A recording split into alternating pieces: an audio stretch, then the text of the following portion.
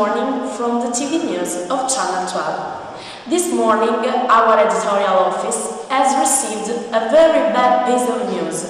In Calcutta Airport, India, terrorists are still holding 20 passengers hostage on board an Air India DC-10. The plane was just landing when terrorists had it. We'd like to know how the passengers are and what the situation over there is. So I pass the line to our interviewer, Nunzio 40. What can you tell us, Nunzio? Good morning, everybody. I'm here in Calcutta in India, where the terrorist attack is still going on. 20 passengers are still being held hostage on board the Air DC-10. We have had no news about ransom requested since we arrived. Now Francesco Lettieri, managing director of the airplane company, is with us. Have you had contact with the pilot or the other hostages? Yes, I've just spoken with them after the plane. They were terrified. On previous day, had anybody frightened your company? No, they hadn't threatened us. How many children and women are there on board the DC-10? There were 50 women and 65 children. What are you going to do to find a solution? I'm going to tell the police and pray a lot. This girl is the pilot's sister. She was attending her brother in the airport when she heard the news. Could I ask any question? Yes, sure. How are you living the situation? I really worry about my brother and also for the poor souls that flew in the air. My sister-in-law is still in shock. I can't see her this way anymore. What do you think the national government should do to help your brother and the other passengers? I think that with more severe measures of security, something might be changed. They will scare him, but who knows? Maybe saying alone prayer is the best thing that every one of us can do. What a strange thing. There is a nun whom I'd like to interview. What do you think about this situation? Now I can only pray. Terrorists are ordinary people, so they may not have bad feelings. God will save all of us. Did you speak to them? No, I tried to speak to them, but they didn't want to listen to me. The terrorists have decided to make a plea. They have declared they will kill nobody if the government does all they ask for. They're going to speak to the nation. My name is Abibubu Bakarak. I decided to confiscate the plane Air India DC-10 for religious purposes. I am giving an ultimatum to the UK of 48 hours, starting by now. You must give me a pass to get out of this country with Sharon Gartet and Daruma Gaman. You're prisoners in the jail in Manchester. I will kill a passenger per each hour that goes by. I give the line to the studio. Thank you for the report. I give the line to the next piece of news.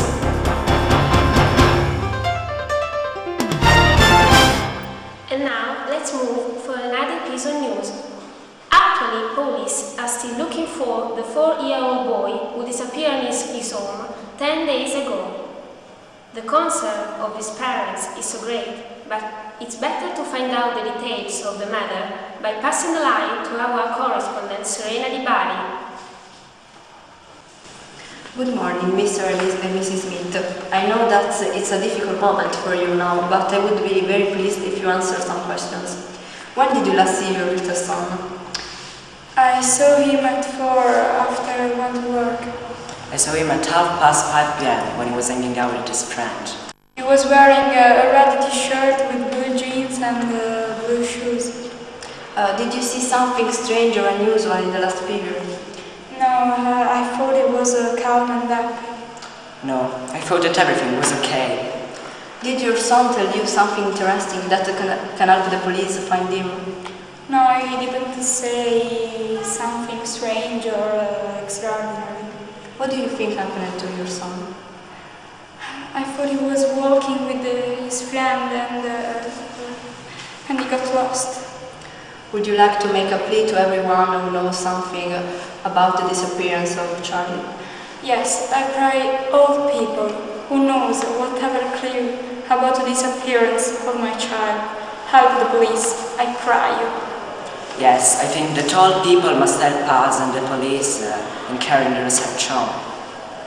Okay, thank you for the interview. Goodbye.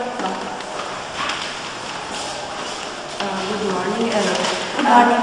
Are you Charlie's best friend? Aren't you?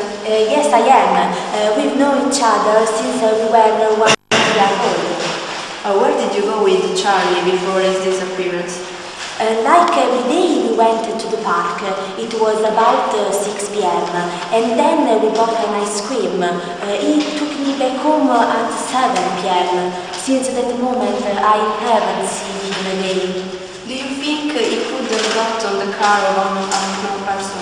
No, he's a very quiet child and he doesn't usually trust people that he has never met before. I'm so sad. I hope he will come back soon. Oh, I hope the same. Thank you, darling. Thank you. Bye. Bye. Good morning, detective. Thank you for the interview. Are you following some investigative track? Yes, we do everything possible. How are you conducting the research? And we are organizing some police forces, and I think he might have been taken by a spy. What do you think happened to the child? I'm sure he's still alive, because the kidnapper wouldn't kill him without a blackmail. Are there some witnesses of the disappearance? Yeah, an ice cream seller had seen him and his friend while we were buying an ice cream for his kiosk. And what the ice cream seller said? I'm sorry, but I can't tell you anything else. Thank you, Detective. Good morning. You're welcome. Now we can give the line to the studio.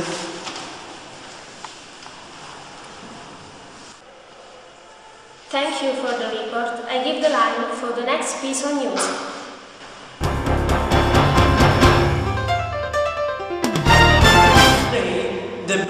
The new British high-speed train is ready for its first trip.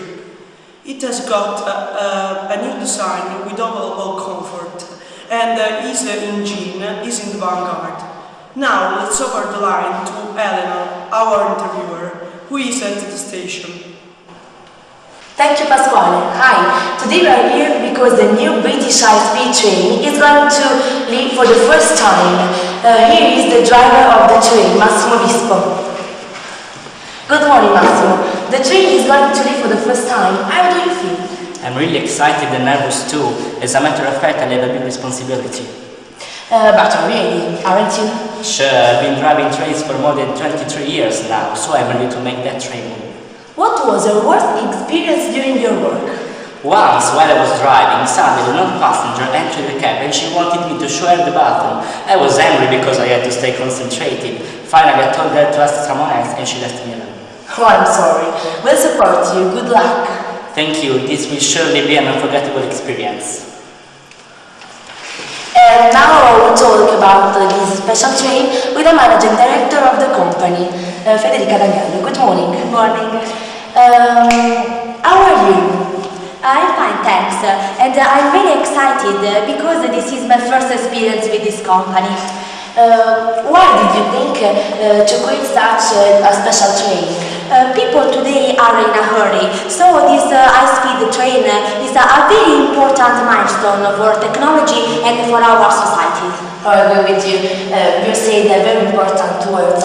But do you think that you can earn a lot of money, don't you? I hope so, but that isn't my main purpose. I wish it could be useful for people.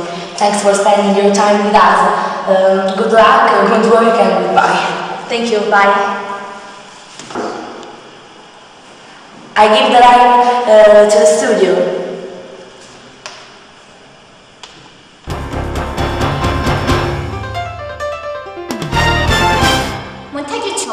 One of the richest men in the world, has died at the age of 92. And who's going to receive his estate? He hadn't got any relatives except his daughters, and he didn't love them. But he loved his cat, Tibbles, very much. Let's hand over the line to Aurora, who is going to interview one of his daughters and the cat. Good morning, ladies and gentlemen, and thank you for the lining area. We are here in this small town and we are going to meet one of the 3 daughters of Mr. Chorley, Mrs. Ludovica. Good morning and nice to meet you. Good morning, nice to meet you too. Welcome to Stratford. So, you are Mr. Chorley's daughter. How do you feel after your father's death? Well, when someone dies, I don't think people are happy, especially if the person who dies is your father. I can't believe, he was old, but he was a young guy inside. Oh, well, is there a testament? Oh yes, there is a will, unfortunately. And what does it say? I don't know that yet. The notary will open my father's will only late this afternoon, but anyway, I can't expect anything positive for me. But did you have a good relationship with your father? Yes, I had a good relationship with my father, but I was not loved as much as someone else in our family. Someone who doesn't speak. You'll meet him this evening, I fancy. Yes, I quite understand. Thank you a lot for this interview. You're welcome. And now we are going to meet and to interview Mr. Chorley's neighbor, Mrs. Helena. Good morning. Good morning. So you are Mr. Chorley's neighbor, but did you have a good relationship with your neighbor? Of course, we are good neighbors and friends. Did you know that he loved his cat enough to leave all his assets to him?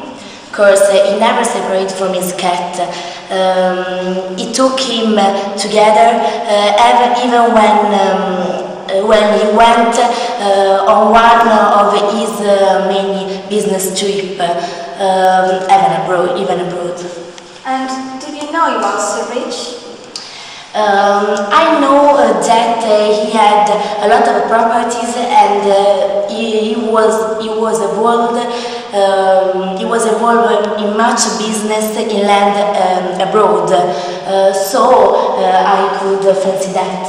But tell me, were you aware of any problems between your neighbor and his daughters? He was a very nice and kind person. He was always ready to help anyone, despite being mean with his money. Of course. That's incredible. Thank you very much for your answers. That's my pleasure. Bye. Okay. So for now, that's all. Back to the studio.